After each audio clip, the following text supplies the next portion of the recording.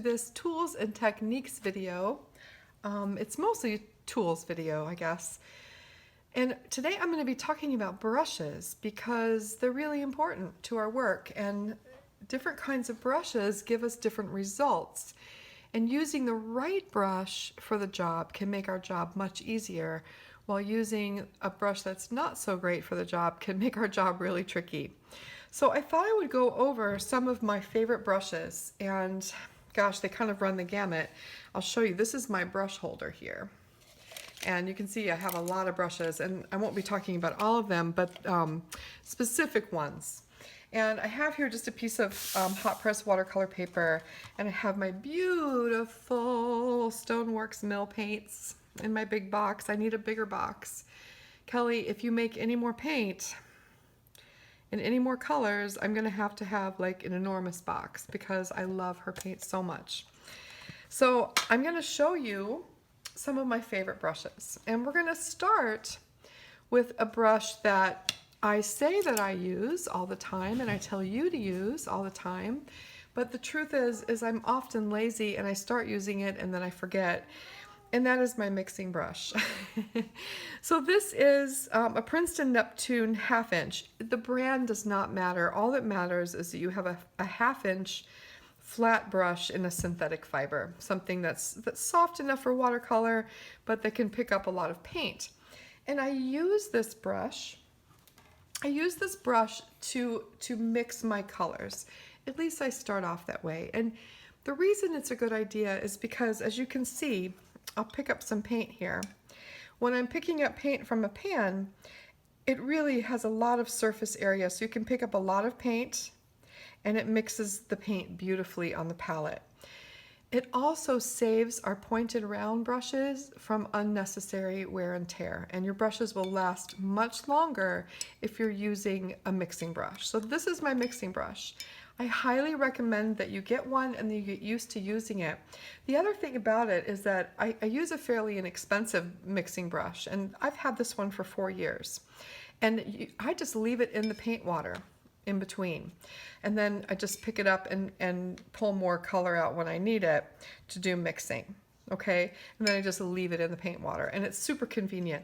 For whatever reason, my brain just stops working apparently when I'm painting, and I forget to use it, and there I am putting my beautiful pointed round in the paint pan. So a mixing brush is a great thing to have. Inexpensive, flat 1/2 inch is exactly perfect, okay?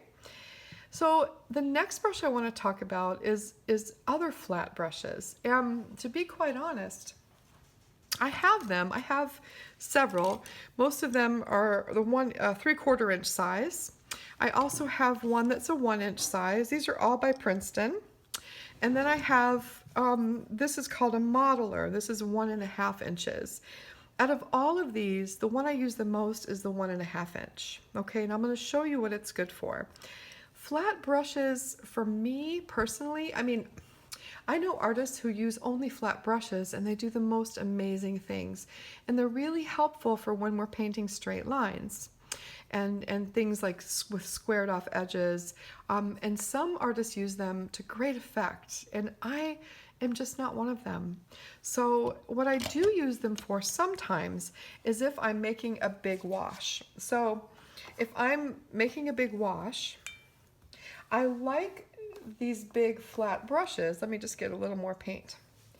I like these big flat brushes because it gives me a large surface area for when I'm doing washes that I can pull and create large areas of paint at one time. Okay, so that's what I like big flat modelers for. It's called a modeler. It's 1.5 inches. It can also be called a flat brush.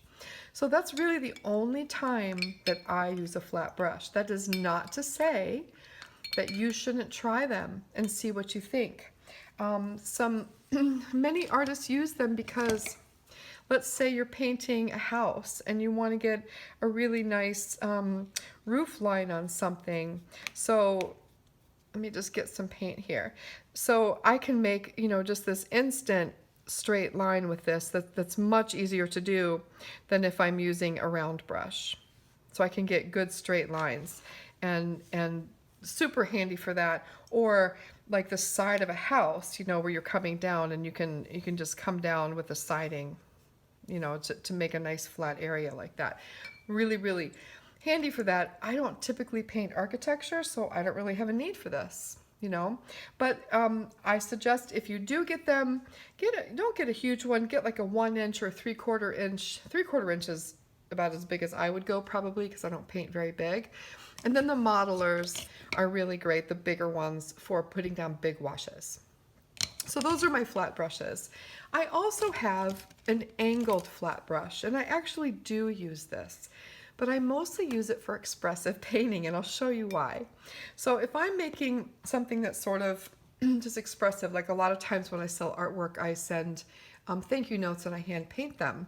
And I can take this is a 3/4 inch angled flat brush, angular wash brush, and I can put it between two colors. So I can go between this green and this brown. Let me just wet the brown a little bit. See how I'm not using a mixing brush? So I can put it between two colors, and I can make these really cool sort of expressive marks with them. And I can go really thin and then really fat. They're wonderful for things like this. Okay, so that's when I would use an angular flat brush. Okay, now all of those were synthetic brushes, and I'm just going to say a little word about that. When I first started painting and learning, the thing that people said most was that natural sable and squirrel brushes were the best because they really held a lot of paint. They were really springy. They sprung back to a point, which I'll show you in a little bit. They're just the very best for watercolor. And so I invested in them, and I still use them. I still have my same brushes that I had from the very beginning. And I still use them. I have my squirrel mops that you hear me talk about a lot, and I use them. But once I learned about, I'm a big animal person, and once I learned about how these brushes are made and where they get the hair and all that kind of stuff, I stopped buying them.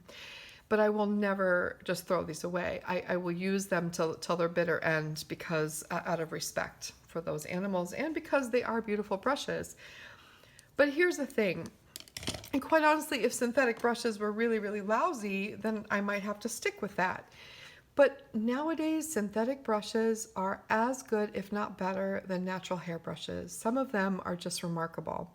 All of these that I showed you, these Princeton Neptune, are synthetic squirrel. They are amazing at holding paint and springiness, okay? So there's really no excuse to not use synthetic brushes.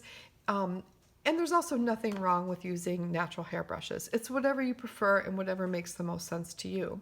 Now, one thing that used to be true when synthetics were not so good is that they didn't have springiness to them. And natural hair brushes, like this is a sable brush from Winsor & Newton, and let me just show you something. This is a pointed round. It has a really, it says a short handle, which are much better for watercolor than long handles. And it has a really long bit of hair, okay? It's very long and it tapers to a really, really fine point. Super important for watercolor, okay? Full belly, long, fine point. Now, when I'm picking up paint with this, let me just pick up some blue, put it on my palette, and roll my brush. So let me just show you that. When I am picking up paint from my palette, I never want to scrub my brush in the paint. I'm always rolling it. And when I roll it, I'm gentle to the paint, to the brush fibers, but I'm also getting that nice sharp point back on my brush. So that's a really important thing. Never scrub your brush back and forth, but always be very gentle and roll it. Same thing when we're drying it off. We always want to roll it on the paper towel or the cloth. So here I have a brush with a belly full of paint, okay? It's rolled to a point. When I use this brush, I can make the very finest of lines, see that? But I can also make a fine line, and I can push down, make a thicker line, and I can lift it up and make a finer line, and I can do it again and again and again. And when I lift it up, it's still pretty good, okay? I can go a long ways by only filling this brush up one time because the hair, the sable hair, is so absorbent and it springs back to a point when I use it. This is what is so beautiful about natural hair brushes, okay? They also last a very long time if you take care of them, okay? So I can get these really fine, expressive lines. I can almost let my brush dance around and do whatever I want with it, and it's always going to come back to a point, okay? However, some of the synthetic hair brushes will do the same thing nowadays. So let me find one of my favorites here. Where is it? Oh, you know what? It's in my... I'm going to turn the video off and grab my other bag. Okay, so one of my very favorite brands of synthetics are made by Escoda, and it's the Versatil line, and they're sort of like a synthetic sable brush. They're really beautiful brushes. They're very finely made. And I'll tell you what, they're not that much less expensive than good sable brushes, but they are a little less. But when I use this brush, let me just charge it up with paint.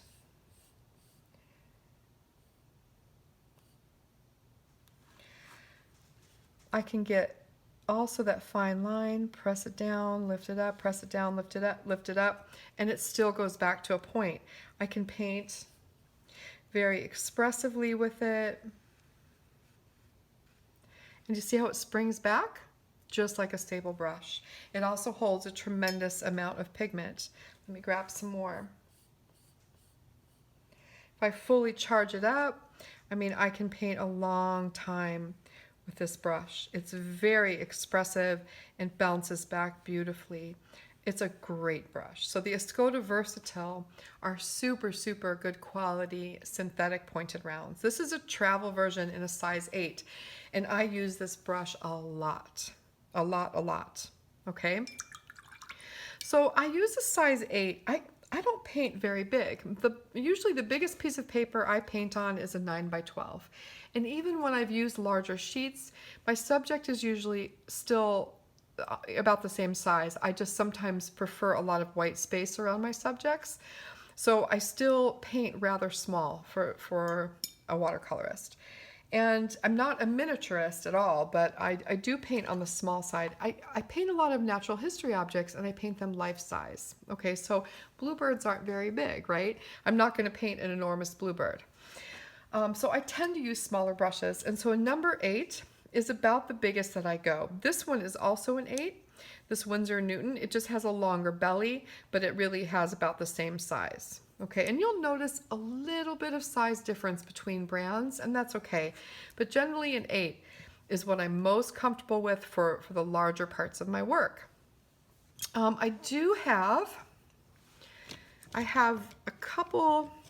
So I have a squirrel mop in a size 3, which is really big and quite honestly holds so much paint and water that it just gets sloppy for me. I don't use this brush very often, but I use this quill mop by Princeton a lot. This is a synthetic squirrel.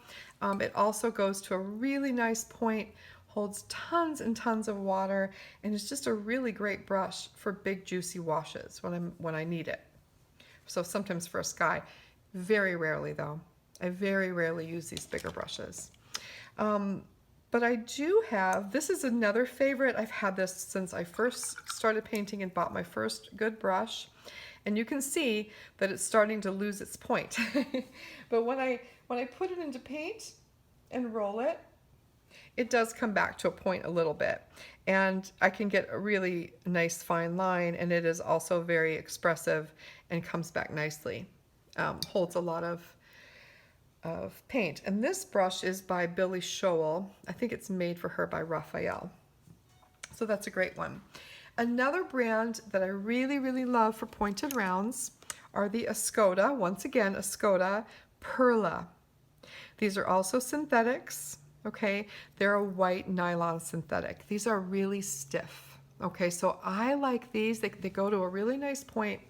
I like them when I am doing things that require a little bit more control. So they're very stiff. So I can get really nice, fine, sharp lines that stay, and the point stays really nicely. Again, they have excellent spring.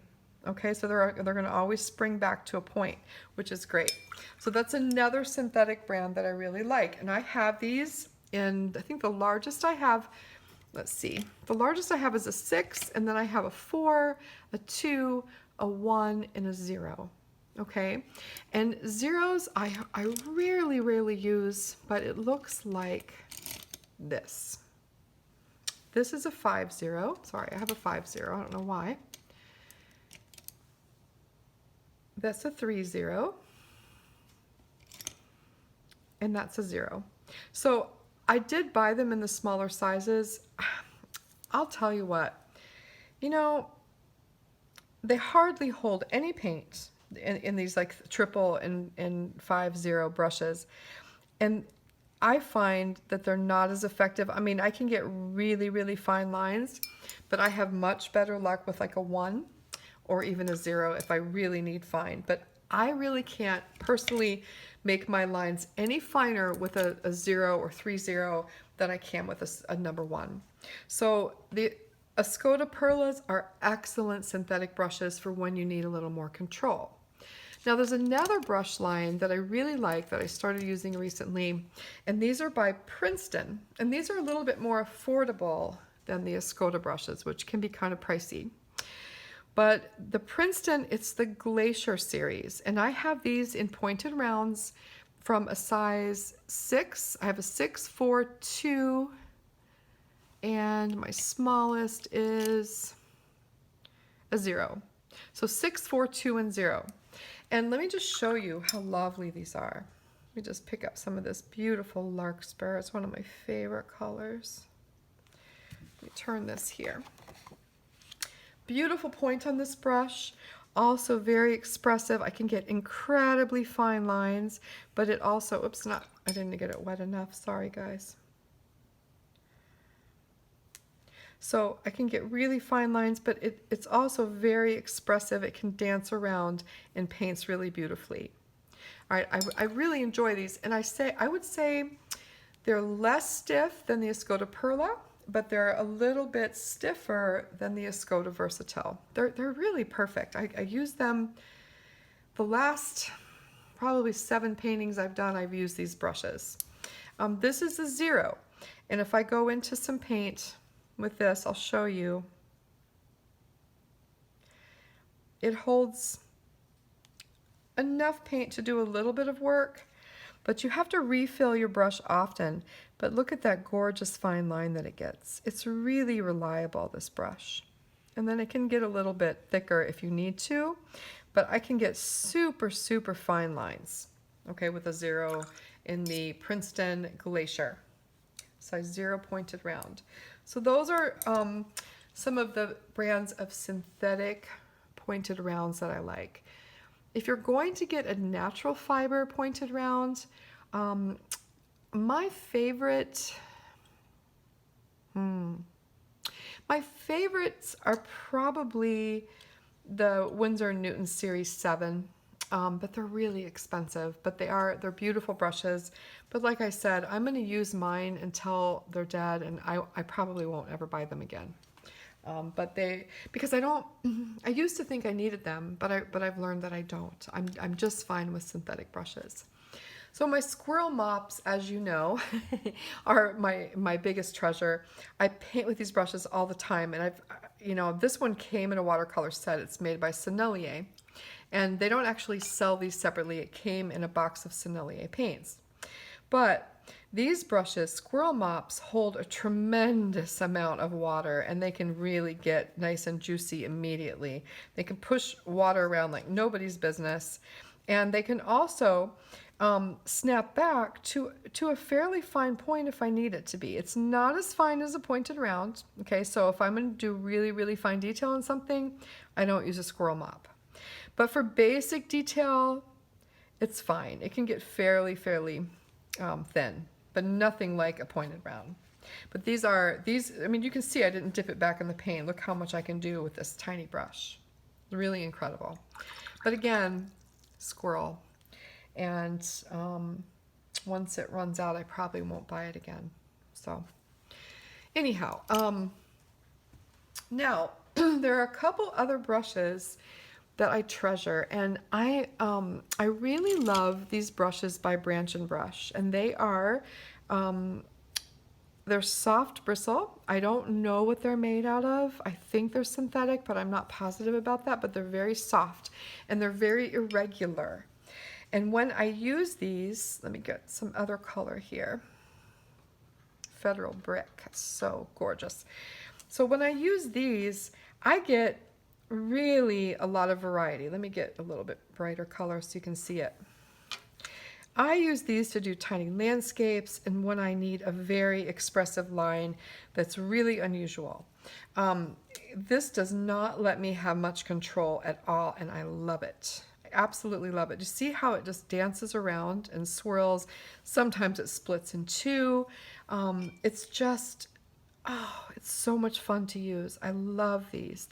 They can get nice and washy, but they're also, I mean, just look at the different kinds of line textures you can get with these brushes. So these are made by Branch and Brush. They're handmade, and they Branch and Brush is on Etsy, and they're also on Instagram.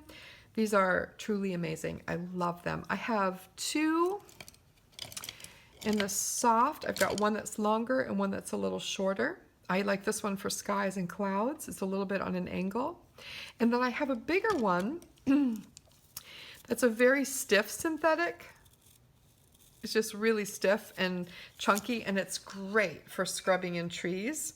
So if I wanted to do something just sort of really crazy, and see how I can just sort of plop it down, and it's really expressive.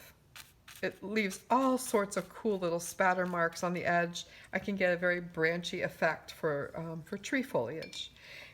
And I use this one a lot. For that kind of thing. I have one other one that I use, and this is also a synthetic, and it is it's sort of long. It's not pointed at all.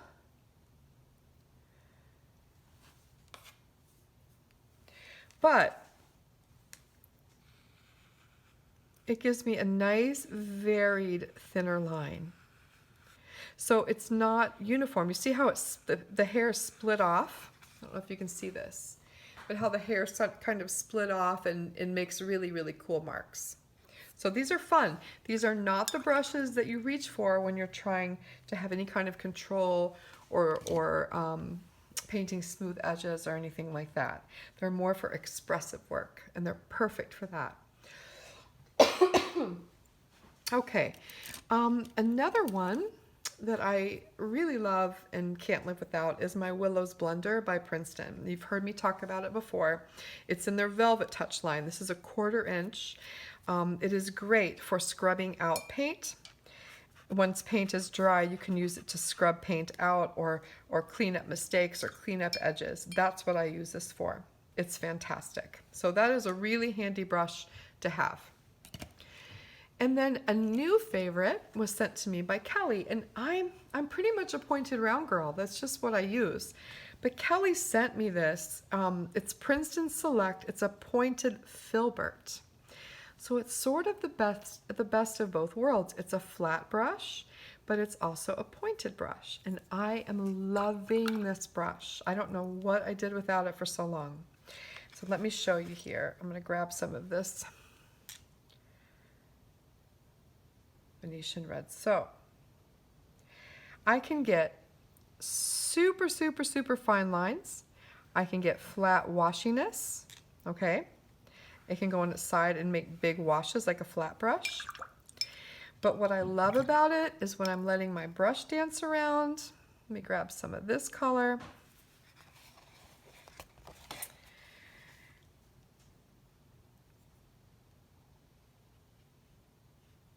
Look how expressive this brush is. I mean, talk about tops of trees. I mean, it's just fabulous. I can get these tiny little marks, but then it goes really fat. Teeny little marks and then really fat. It's just so much fun to use. Very expressive, very responsive, holds a ton of paint.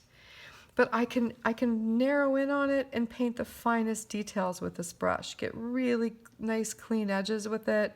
So it's sort of becoming my new favorite. I just love it. Absolutely love it. I could pick up another color and sort of dance that in there. If I was doing something like expressive trees, mountains, scrubby sage in the desert, I mean, it's just awesome. Love it. So that is called a Pointed Filbert, and it's by Princeton Select. And this one is a size 6, which is perfect. It's perfect for the size work that I do. So those are my basic brushes. Those are the brushes that I use every day. So all of the ones I've showed you so far are brushes that I use often. I'm going to show you a couple specialty brushes now. And one of my favorites, and this is another one that was gifted to me, and I get sad when I think about it, but it is amazing, and I will use it with great respect. But this brush is made out of rooster feathers. And it's so beautiful. And I don't know about you, but after I read that book about the feather industry, it's just too heartbreaking. But I have this brush, and so I do use it sometimes. I'm not going to just throw it away. It would be like having ivory and throwing it away. I mean, you wouldn't do that. But look at what this brush does. I mean, I can get all sorts of like twiggy marks, but then go fat with it and fill in. It is amazing, the kind of marks that you can make with a rooster feather brush. And there are people who these things don't bother at all. There are people, and I totally get that animals are animals and people are people, and they have a different kind of feeling about it than I do. And I totally get that. So that's why I'm a vegetarian and they're not, right? But I totally get it. I totally get it.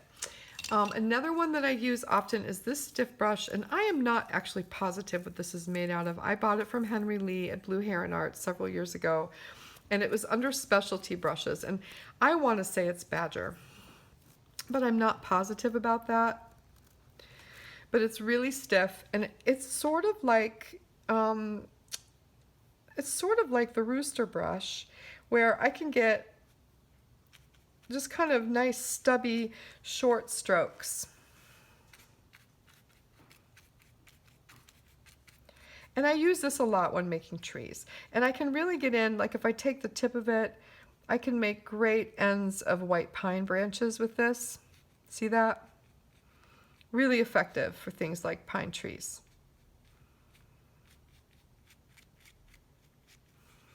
No, I don't know if you can see that or not. So our brushes can really make our job very easy when we have a wide variety of brushes to choose from. And what we hope is that more and more, these kinds of brushes will be made with synthetic materials.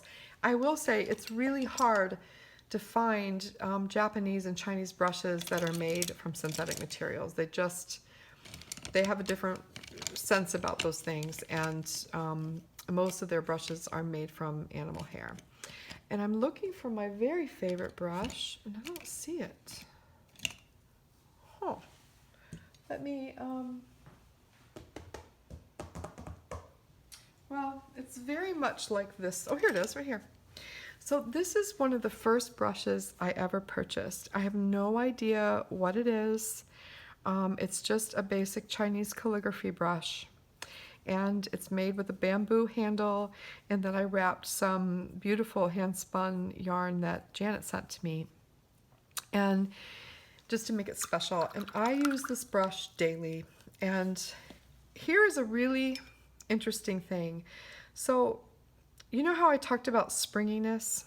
Well, Chinese and Japanese brushes don't really have that. So I can start fine and get thick and pull up again, but then my brush is going to be bent. They do not have the springiness, and this is by design, because a lot of Chinese and Japanese painting relies on flattening the brush and using the side of the brush to paint. And then typically in the techniques that you use for that kind of brush painting, you turn your brush to start again. And that's not how we are really taught to paint, but that's that's the way these brushes are meant to be used. But I'll tell you, they hold a lot of paint. Just get some on here. They hold a lot of paint, and they do beautiful, just dreamy, dreamy mark making. They're great for doing Enzo, where you put your brush down and you can make flower circles and things like that. They're really perfect for that, where I'm putting my brush down and just sweeping it around to make a circle. Not picking the best colors. They're really good for that. They splay out beautifully. So if you're looking at getting some Chinese or Japanese brushes, know that the lighter the hair, the softer it is. The darker the hair, the stiffer it is. This is a really stiff brush. This one is more of a stiff brush. Okay, so the hairs are pretty stiff. And then the lighter ones, the whites, this one actually used to be white. These brushes are very soft. They're made out of things like sheep hair, like wool, and they're very, very soft and a little bit springier than the stiffer brushes are totally not springy. So Chinese brushes are super fun to play with. They all come to beautiful points. You can even buy them in very small sizes. That come to really, really fine points for tiny, pattern markings and things like that. It's great. So that is basically what I want to tell you about brushes. I'm a pointed round girl. It's just how I learned. It's how I taught myself, and it's what I'm most comfortable with. But what I suggest is that you try some of the synthetics that I mentioned. Get yourself, if you like to paint a little bigger, go ahead and get yourself a 10 or a 12 as well. But mostly like size 8, 6, 4, 2, and 0 will cover just about anything. I would say out of all the synthetic brushes right now that I'm using, I use these Princeton Glaciers the most. I'm very, very happy with the points and the way they're performing for me. They're really great. Now, I've only had them like 6 weeks. Okay, so I don't know how they're going to do in the long run, but they were very, very inexpensive. Very, very inexpensive. My second favorite, and probably my most favorite overall, are the Escoda Versatiles. They're wonderful, wonderful brushes. I've had this one a while. It has held up beautifully, but it's not an inexpensive brush. They're as expensive as Squirrel Mops for sure, and as expensive as some Sable brushes too. So they're not inexpensive, but they are really, really good. So those would be my 2 picks for synthetic pointed rounds. Again, mixing brush is really great. A scrubber brush is really handy to have. Most important, whatever brush you choose, see how it reacts when you do start with see how fine of a line you can paint with it, then press it down and see what happens, and lift it back up and then press it down and see what happens. Does the brush spring back, or does it kind of flop out? I think I have, here is a very inexpensive brush that I keep for scrubbing. And let me just show you this. So this is a Praying watercolor brush that comes in the Praying watercolor sets. Terrible point, okay? And if I'm painting with it, trying to get a fine line, pressing it down, coming back up, it just, see how it gets all out of shape and like pieces sticking out everywhere? This makes our job really, really hard, because every time we go back down to paint, we have to stop, wet our brush, recharge it, roll it to a point again, and eventually it won't go to a point at all. And I can't really get a really, really fine line with this brush. It just doesn't have a great point. So look for really, really fine points. These brushes have very, very fine points. Do you see the difference? Okay, good Sable brushes have very, very, very fine points. Okay, the longer the brush, the hair, the harder it is to master this brush. But once you do, it holds a lot of paint, and it's very expressive and responsive to you. But these are plenty long enough to do the job. They hold a lot of paint. Okay, so I hope this was helpful. If you have any questions at all, please just ask. I know a lot about different brushes. I've used so many, so many. And so if you have questions about specific ones, chances are I've probably tried it at some point or another. And these are the ones that I've sort of settled on, you know, after time and really um, discovering, you know, what I really liked and what worked for me the best. So I hope this is helpful. Brushes are a really important thing. You know, they work for us. They work hard for us every day, and they can really make our job frustrating if they're not right for the job. So that's it. Have a great day, everyone, and I will see you back here tomorrow with a dandelion lesson. Thanks so much. Take care.